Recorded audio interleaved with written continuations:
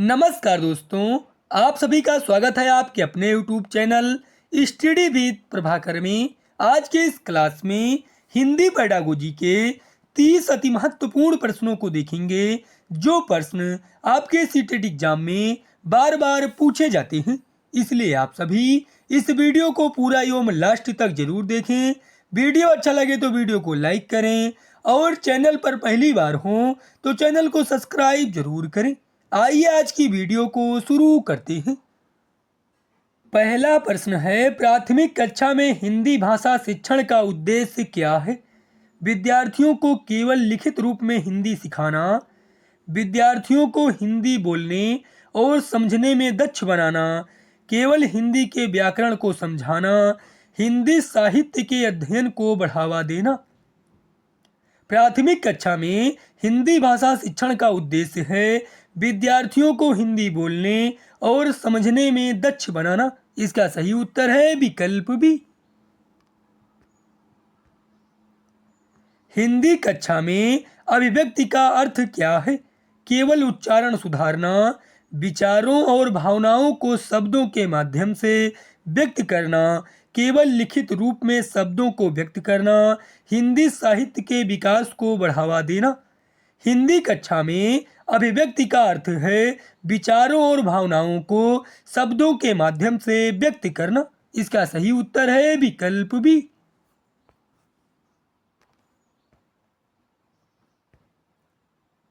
हिंदी भाषा में स्वर और व्यंजन की परिभाषा क्या है? स्वर केवल उच्चारण से संबंधित होते हैं और व्यंजन केवल लेखन से। स्वर और व्यंजन दोनों केवल लेखन से संबंधित होते हैं। स्वर आवाजों के लिए होते हैं और व्यंजन उनका अनुवाद। स्वर और व्यंजन दोनों ध्वनि से संबंधित होते हैं। हिंदी भाषा में स्वर और व्यंजन की परिभाषा है स्वर और व्यंजन दोनों ध्वनि से संबंधित होते हैं। इसका सही उत्तर है विकल्प डी। बालकों के लिए हिंदी भाषा शिक्षा में समीक्षा का क्या महत्व है? यह बच्चों को केवल सुनने की क्षमता बढ़ाता है, या बच्चों को साहित्य का ज्ञान देता है, या बच्चों के विचारों की परिष्कृत समझ को प्रोत्साहित करता है, या केवल बच्चों की लिखने की क्षमता को बढ़ाता है? बालकों के लिए हिंदी भाषा शिक्षा में समीक्षा का महत्व है, या बच्चों के विचारों की परिष्कृत समझ को प्रोत्साहित करता है? इसका सही उत्तर है विकल्प सी। कक्षा में हिंदी भाषा का सर्वोत्तम शिक्षण तरीका क्या है?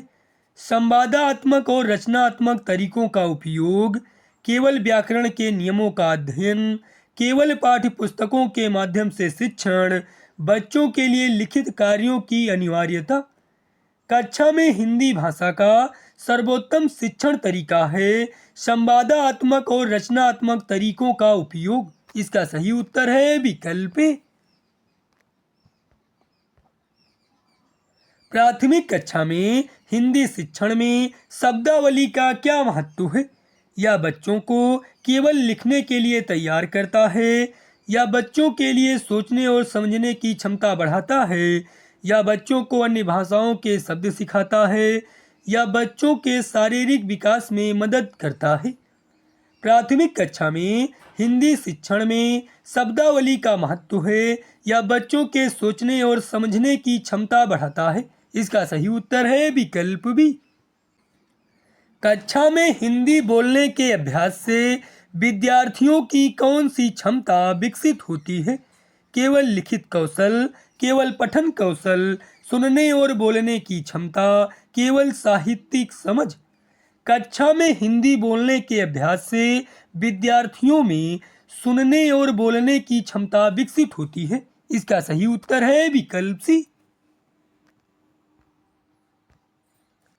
प्राथमिक स्तर पर हिंदी पढ़ाने का मुख्य उद्देश्य क्या है? पठन कौशल का विकास, बोलने और लिखने के कौशल का विकास, श्रवण कौशल का विकास, सभी भाषा कौशल, पढ़ने, लिखने, सुनने और बोलने का विकास। प्राथमिक स्तर पर हिंदी पढ़ाने का मुख्य उद्देश्य है सभी भाषा कौशल, पढ़ने, लिखने, सुनने और बोलने का विकास। इसका सही उत्तर है विकल्प डी। प्राथमिक स्तर पर हिंदी पढ़ाने का मुख्य उद्देश्य क्या है? छात्रों का शब्दकोश बढ़ाना, छात्रों को हिंदी में प्रवाह लाना, हिंदी की वैज्ञानिक समझ विकसित करना, छात्रों को प्रतिस्पर्धात्मक परीक्षाओं के लिए तैयार करना। प्राथमिक स्तर पर हिंदी पढ़ाने का मुख्य उद्देश्य है छात्रों को हिंदी में प्रवाह लाना। इसका सही उत्तर है विकल्प बी। प्राथमिक स्तर पर हिंदी पढ़ाने के दौरान किस गतिविधि पर विशेष ध्यान देना चाहिए? कविता पाठ, व्याकरण के नियमों का स्मरण, निबंध लेखन, उपन्यासों का विश्लेषण। इसका सही उत्तर है विकल्प ए, कविता पाठ। किस विधि का उपयोग बच्चों को हिंदी सिखाने के लिए सबसे प्रभावी माना जाता है? व्याकरण अनुवाद विधि, प्रत्यक्ष विधि, श्रव्य विधि, संवादात्मक भाषा शिक्षण। प्रत्यक्ष विधि का उपयोग बच्चों को हिंदी सिखाने के लिए सबसे प्रभावी माना जाता है। इसका सही उत्तर है विकल्प बी। ग्रामीण क्षेत्रों में हिंदी शिक्षण में मुख्य चुनौती क्या है? उचित पाठ्य पुस्तकों की कमी, हिंदी शिक्षकों की अनुपलब्धता, विद्यार्थियों की मातृभाषा अलग होना, अत्यधिक भीड़ भाड़ वाली कक्षाएं। ग्रामीण क्षेत्रों में हिंदी शिक्षण में मुख्य चुनौती है विद्यार्थियों की मातृभाषा अलग होना। इसका सही उत्तर है विकल्प सी। हिंदी शिक्षा शास्त्र में कहानी सुनाना किस उद्देश्य के लिए किया जाता है?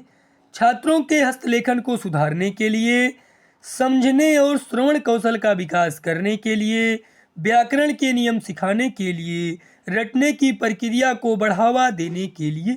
हिंदी शिक्षा शास्त्र में कहानी सुनाना समझने और श्रवण कौशल का विकास करने के लिए किया जाता है। इसका सही उत्तर है विकल्प बी।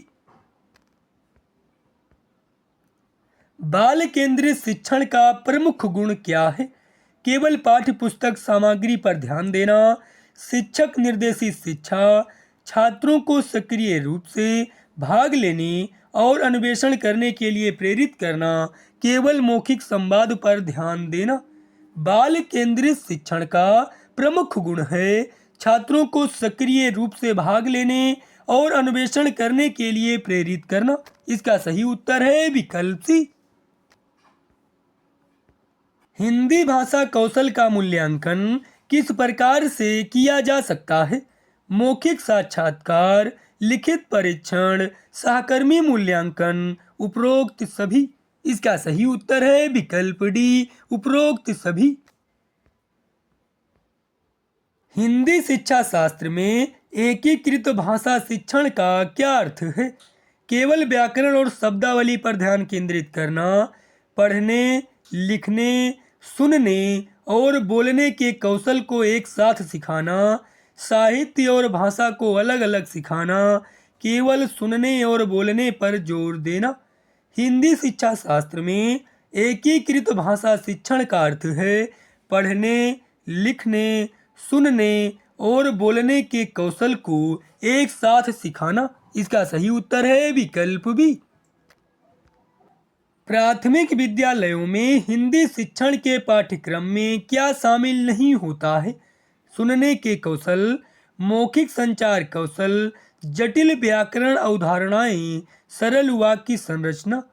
प्राथमिक विद्यालयों में हिंदी शिक्षण के पाठ्यक्रम में जटिल व्याकरण अवधारणाएं शामिल नहीं होती हैं। इसका सही उत्तर है विकल्प सी।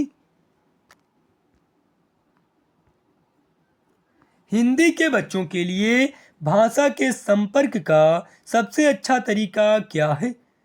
पुस्तक पढ़ना, मौखिक संवाद, लिप लेखन, व्याकरण पर ध्यान देना। हिंदी के बच्चों के लिए भाषा के संपर्क का सबसे अच्छा तरीका है मौखिक संवाद। इसका सही उत्तर है विकल्प बी। हिंदी भाषा सिखाने के लिए सबसे उपयुक्त शैक्षिक दृष्टिकोण क्या है? पारंपरिक शिक्षण पद्धति, रचनात्मक शिक्षण पद्धति, प्रौद्योगिकी आधारित शिक्षण, मौखिक शिक्षण विधि। हिंदी भाषा सिखाने के लिए सबसे उपयुक्त शैक्षिक दृष्टिकोण है रचनात्मक शिक्षण पद्धति। इसका सही उत्तर है विकल्प बी। प्राथमिक स्तर पर हिंदी पढ़ाते समय छात्रों को किस कौशल पर सबसे अधिक ध्यान केंद्रित किया जाता है? पढ़ाने, लिखने, सुनने, बोलने। प्राथमिक स्तर पर हिंदी पढ़ाते समय छात्रों को बोलने के कौशल पर सबसे अधिक ध्यान केंद्रित किया जाता है। इसका सही उत्तर है विकल्प डी। हिंदी के साहित्यिक लेखन को शिक्षण में क्यों शामिल किया जाता है?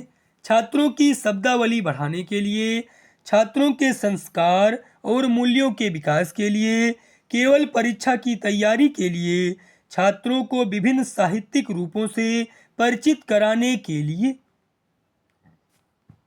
हिंदी के साहित्यिक लेखन को शिक्षण में शामिल किया जाता है छात्रों के संस्कार और मूल्यों के विकास के लिए। इसका सही उत्तर है विकल्प बी।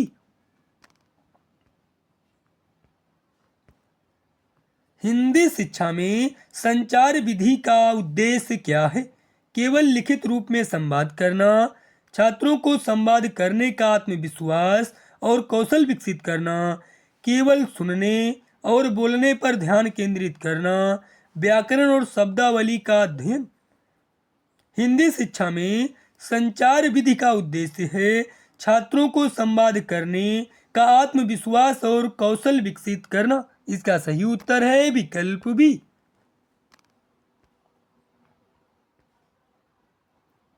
हिंदी के शिक्षण के लिए सजग शिक्षण का क्या मतलब है? केवल सिखाने की प्रक्रिया, छात्रों के विचार और अनुभवों पर आधारित शिक्षण, पाठ्य पुस्तक के अलावा कुछ ना सीखना, सभी छात्रों के लिए सामान्य पाठ्यक्रम लागू करना। हिंदी शिक्षण के लिए सजग शिक्षण का मतलब है छात्रों के विचार और अनुभवों पर आधारित शिक्षण। इसका सही उत्तर है विकल्प बी। हिंदी पढ़ाने में कहानी विधि का क्या लाभ है? छात्रों का मनोरंजन करना, छात्रों के समग्र विकास को बढ़ावा देना, छात्रों को निबंध लेखन सिखाना, केवल साहित्यिक शैक्षिक विकास। हिंदी पढ़ाने में कहानी विधि का लाभ है छात्रों के समग्र विकास को बढ़ावा देना। इसका सही उत्तर है विकल्प बी। प्राथमिक स्तर पर हिंदी सिखाने में समूह चर्चा का क्या महत्व है? बच्चों के बीच प्रतिस्पर्धा बढ़ाना, बच्चों को मौखिक रूप से अपनी राय व्यक्त करने का अवसर देना, बच्चों को एकल रूप से पाठ पढ़ने के लिए प्रेरित करना, बच्चों को केवल पाठ्य पुस्तकों में सीमित करना। प्राथमिक स्तर पर हिंदी सिखाने में समूह चर्चा का महत्व है बच्चों को मौखिक रूप से अपनी राय व्यक्त करने का अवसर देना। इसका सही उत्तर है विकल्प बी। हिंदी भाषा सिखाने में छोटे छोटे प्रयोगों का क्या महत्व है? बच्चों को केवल व्याकरण सिखाना, बच्चों को शब्दों और वाक्यों का सही उपयोग सिखाना, बच्चों को केवल सुनना सिखाना, बच्चों को साहित्यिक पाठ सिखाना। हिंदी भाषा सिखाने में छोटे छोटे प्रयोगों का महत्व है बच्चों को शब्दों और वाक्यों का सही उपयोग सिखाना। इसका सही उत्तर है विकल्प बी। हिंदी शिक्षा शास्त्र में संवेदनशीलता का क्या अर्थ है? बच्चों को हिंदी का साहित्य पढ़ाना, बच्चों को एकात्मक और विविध दृष्टिकोण से भाषा सिखाना, बच्चों को केवल परीक्षाओं के लिए तैयारी कराना, बच्चों को रचनात्मकता का सम्मान करना।